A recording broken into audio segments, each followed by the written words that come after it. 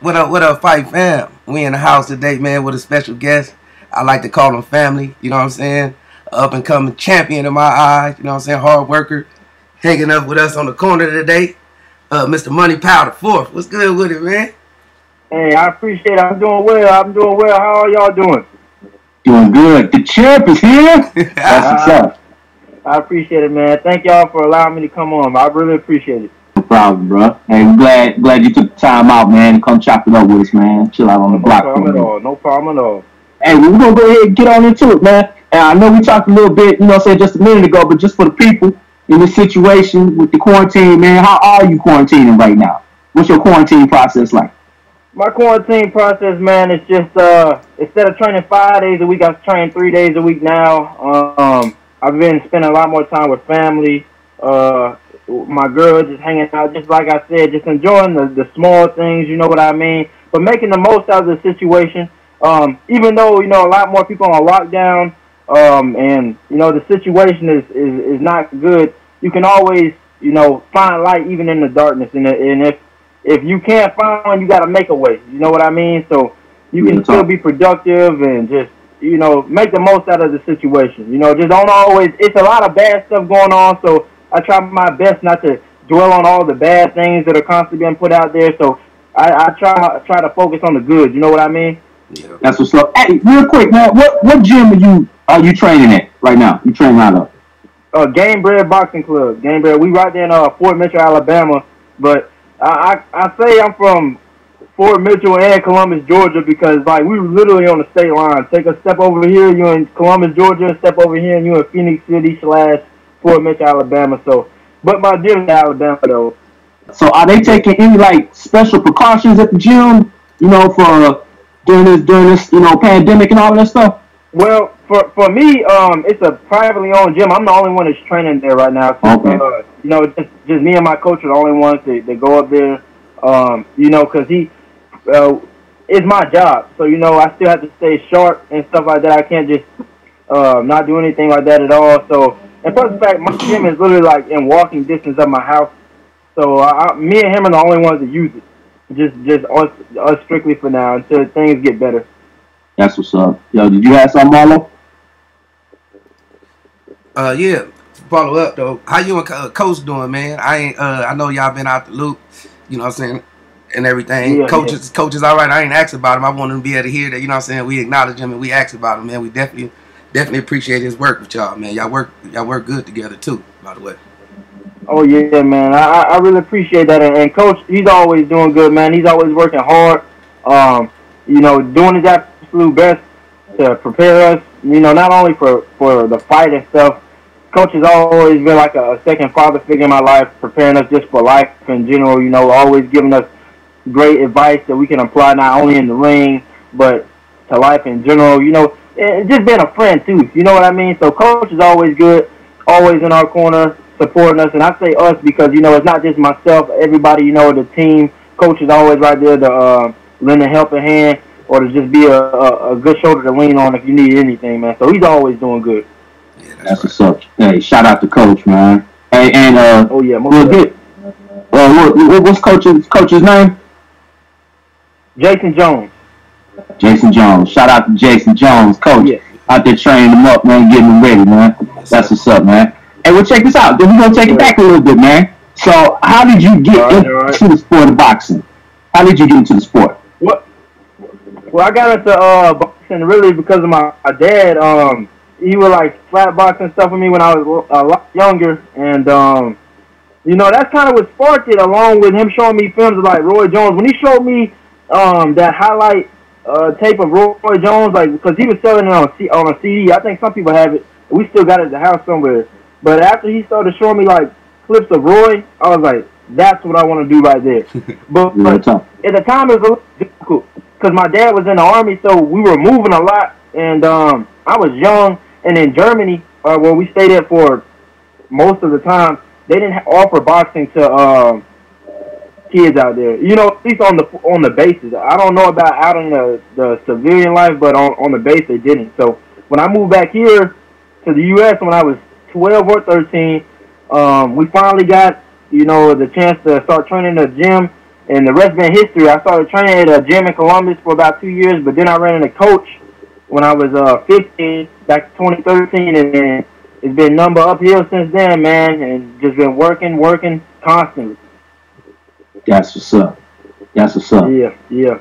Hey, well, check it out. If you had to break down all your skills and attributes into, different brackets, what do you say your best attribute would be in the ring? My best attribute would probably be my mind.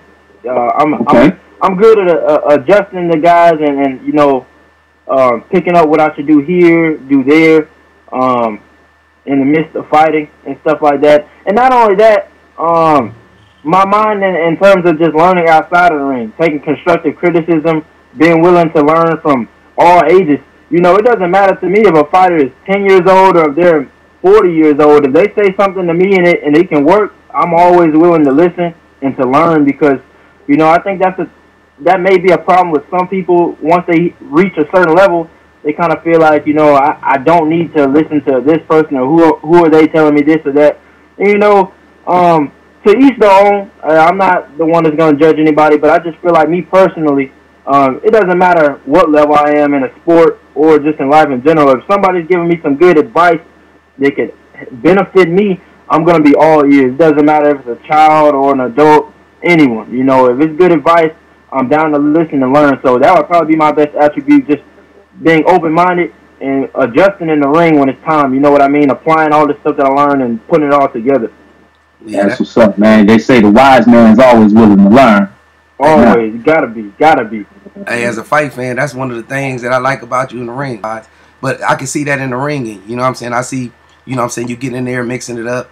You know what I'm saying? You come out and you make adjustments, round after round. A lot of times you get your opponent up out of there. You know what I'm saying? Like even like in your last fight, I thought that you won that fight. You know what I'm saying? But, I'm not the professional judge. But far as, I'm saying, the punches landed, the effectiveness in the punches and moving your opponent back, I thought you did a good job. You know what I'm saying? How you feel where you at right now in your career? How you feel about, the situation you in and what's next for you? Oh, man, well, first and foremost, man, I really appreciate y'all supporting me, man. It really means a lot. And, I took a lot away from my last fight. Like I felt like I pulled it out, but stuff happens, you know what I mean? And, I can't dwell on the past. All I can do is just move forward and just continue to make myself a better fighter, a better man, and just make myself stronger mentally, for the bigger battles that that are to come in the future. So I just use that to just give me motivation to just character building, you know what I mean? But in terms of where I'm at right now, I'm ready to rock, ready to roll when stuff finally clears up. Like I've been getting great work in the past few months since that fight. Actually, I helped Danny Jacobs get ready for his fight with Julio Cesar Chavez. I was in his camp as a sparring partner. Then I was in Jason Rosario's camp for the Julian Williams fight, which was amazing work with him too. So I've been getting great work. We've been working hard, getting smarter, getting stronger. So I'm ready to go. And I actually signed with Split T Management now. I'm not with Ringstar anymore, just due to some things that went on in the back. I'm not gonna say nothing negative on them or what they had going on, because for the time I was with them, they played their part. They helped me move forward and get better. So I just hope wish nothing but the best for them as well. But now with Split T Management, and they have great fighters. David Water, he's an amazing manager, does great things. He has, Teofimo Lopez and other prospects like Charles Conwell. He has a lot of great guys on his roster, and I just feel like with that management team too, they're definitely going to help push me in a right direction. As long as I just take care of what I'm supposed to take care of in the ring, they're going to handle the business part. Yeah, that's what's up. They know what they got on their hands too, man. They know what they got on their hands. Hey, yeah, man. Thank you. To stay on topic on that Rosario J-Rock fight, that was a kind of a shocker to me. You know what I'm saying? Like, that especially the outcome. Like I saw probably like one or two of Rosario's fight. Especially if I don't know a guy, I like to go back and check him out before I give my prediction on who I think I'll win. Who will win? Yeah. By you having experience with the guy, what do you see? What do you see his future is as far as being the champion? You know what I'm saying? I don't really know him like that, too. Yeah, oh, no, that's fine. I'm going to be honest with you, man. I knew he was going to win that fight by knockout, like, while I was sparring with him. And I know it sounds crazy because a lot of people was like, man, no way. Like, when I was talking about it leading up to that fight, when I was, talking to people in the gym and stuff, I said he's going to stop him, man. And I'm a Julian Williams fan, too. You know what I mean? But just keeping it real, like, when I was sparring with him, he's a really good fighter, man. He's mentally strong. He doesn't do anything that looks like, wow, you know what I'm saying? It looks like some crazy spectacular stuff, but he's consistent, and it's a consistent build. And he's his biggest weapon is his mind, man. Because Banana does not give up. That's like he's gonna keep pushing forward. He has good boxing ability, man. He has good boxing ability, especially like when he wants to use it. He's got good counters. He does like real moves. At least when I fought with him, he didn't do all of it in the fight because me and J Rock are two different guys. So obviously he's not gonna fight me the exact same way. But when I was sparring with him, man, does real small, slick veteran moves that I picked up on. I was like, man, this is really nice. Like working with him, I love sparring with him, man. He is great work. He gonna bring that pressure. What is it that you love the most about the sport of boxing? You know what I'm saying? What keeps you going to keep you, driven and hungry about the sport? You know what I'm saying? That make you lace those gloves up every time and keep going back in the ring. Well, man, no doubt. Me personally, the thing that keeps me pushing the most is just my dream and the people around me. It's been a dream of mine being world champion, being the best, man, since I was like in the 2nd grade. And just little by little, just getting closer and closer to it just keeps pushing me. I know as long as I just keep working, it'll come. As long as I just keep my faith in God, it's going to come. Because everything that I set out to do as an amateur, as long as I kept working, it eventually happened. You know what I mean? So I know dreams can come true as long as I just keep working. I can take care of people around me. The people around me, they put all this time, this effort into me. They believe in me. And having people that are real, that really believe in you and your dreams, that just gives you that extra push that you need sometimes to get up and keep working. Yeah. Not only that, being able to know when my dream comes true, that I'll also put my family, my loved ones in a good financial situation, my team and everybody. I just want to make my people happy, not just myself. I try to be as selfless as possible, man. It's no reward in me just being happy that the people around me ain't coming up with me, especially the ones that have been down for me the whole time. So I always try to make sure my people are good. But when it comes to the thing I love most about just boxing as a whole, man, it's just flat out. It's just, and maybe I'm biased because I'm a boxer, man, but it just feels like that golden sport, man. It's been around since, like the beginning of time, man. All you got is your hands in there. Yeah. And, not putting down any other fighting sport, but in boxing, all we got is our hands. Yeah. And the thing is, like, anybody can win, even when the odds are stacked against you. You can win, and another thing I love so much about it, man, no matter if that guy is a 10-time world champion and you are just some guy off the street, one punch can change your whole life. We all made it the same thing at the end of the day, all humans. So if you land that right punch, man, you can be on top of the world. And I think it's just the unpredictability about boxing, man, that's just what makes it so amazing. And the fact that, when you get to that legendary status, your name is like etched in the history books for forever. People still talk about Ali, Tyson, even Mayweather. You know what I mean? These guys are gonna be talked about for the rest of time. You go back to Sugar Ray Robinson, Rocky Marciano, the guys way back then, man. They didn't even have cameras. You know what I mean? In some of that time frame, people still talk about them to this day. So when you get to that level, that legendary status, forever, your name's gonna be out there. Right. You know what I'm saying? You get put up in Mount Olympus, you know what I'm saying? Yep, exactly where you're going to be at. They make legends and stories about you. Hey, well, check this out, man. We're going to, I want to ask you this. And it's kind of a two-part question. What's your impression of your division right now? You're fighting the super middleweight. So what's your impression of your division? And is there anybody in the division that you just got your eye on that you just really want to, get in the ring with? Man, well, okay. To be honest with you, I'm probably gonna just go down to 160 because I'm not a big super middleweight. I mean, I'm tall, but in terms of like my weight, I can make middle. So we're thinking about going down there. We just really been bouncing back and forth. It's like I'm probably gonna grow into super middle even more because to be honest with you, I only walk around between like 175 and 178, and when I really want to, I can drop down. You know what I mean? But if I'll just go with super real right now because that's what you had asked. My impression on the division is, it's I feel like it's pretty high, man. It's got some really good fighters in there, like Cal Smith, David Benavidez, Caleb Plant, Billy Joe Saunders, Danny Jacobs, Canelo. He bouncing around between those weight classes. Be honest with you, I can't say anybody in particular that I would like want to call out because I just feel like whoever I do end up lining up with will be prepared. You know what I mean? I don't focus on one guy individually and say that's the guy I'm gonna fight. I try to look at a broad view of all the guys in front of me and just say, okay, we just one fight at a time. We're gonna prepare ourselves to as best as possible for this guy we got in front of us. Whether it's Canelo Alvarez or Callum Smith, or whether it's a contender or just another guy out there who does not have a big name, I approach everybody just like a world championship status, man. So whoever is on the radar at the time in front of me, I'm putting 100% energy into preparing for that guy. Because I try not to have my energy over here or over there when, who knows, that fight may not happen. So I try to focus on what's in front of me at the time. You know what I mean? I'm always keeping my eyes on the champions, of course, because they are the champions, the belt holders. But I try to focus on who's in front of me because I have to beat these guys first before I can lay claim to any kind of world title.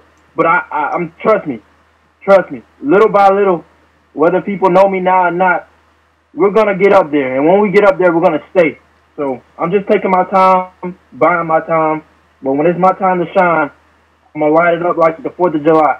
That's respect. Hey, Money, this part of the show right here is what we call it straight shooter. I give you a question, you give me the first thing off the top of your head, all right? All right, I got you. All right. What was the first thing you bought with your first boxing check? Large pepperoni pizza from Pizza Hut. Hold up, man.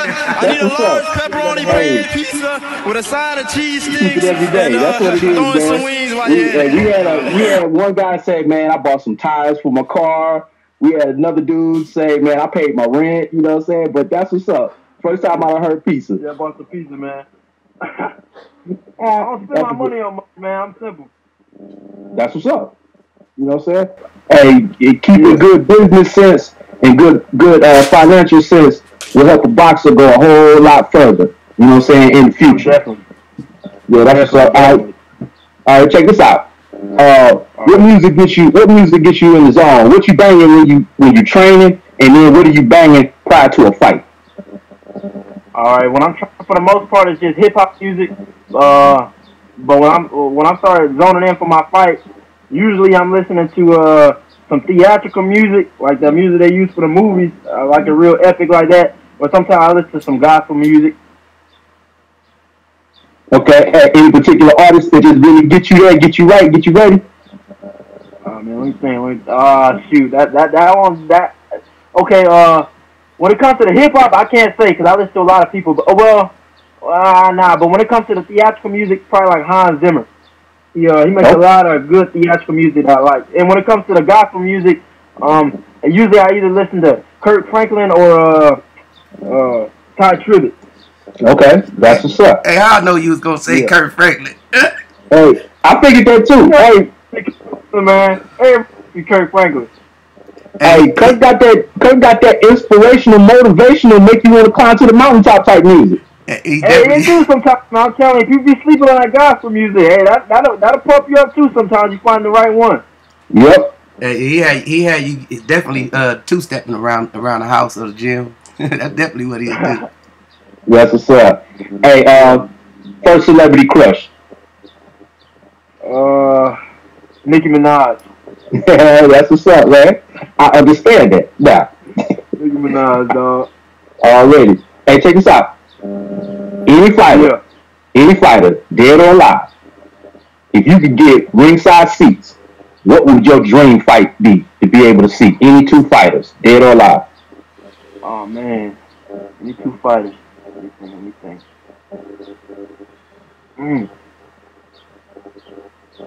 Dang, that's a tough one, man. Ah, there's so many. We got him on the ropes, Marlo. We got him on the ropes. Hey, okay, for sure. I want Roy in one corner. I'm trying to think who I want to see him up against. Because I've always want to see. I want to see Roy in his prime in one corner. Right. Against man, they got to be in the same weight class too, huh? Well, shit. Hey, for the sake of it, we're gonna say no. Okay, then I say Roy and Manny Pacquiao. They were same size, man. Ooh. I look up to Manny, man. I say Roy and Manny. That's what's up, man. That'd be a good fight right there. I like to see that. Okay. I'm gonna start this sentence, and then you finish it. All right. The one thing I want people to know the most about Money Powell is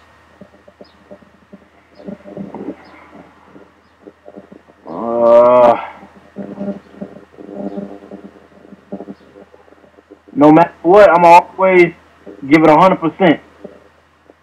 That's what's up. That's what's up.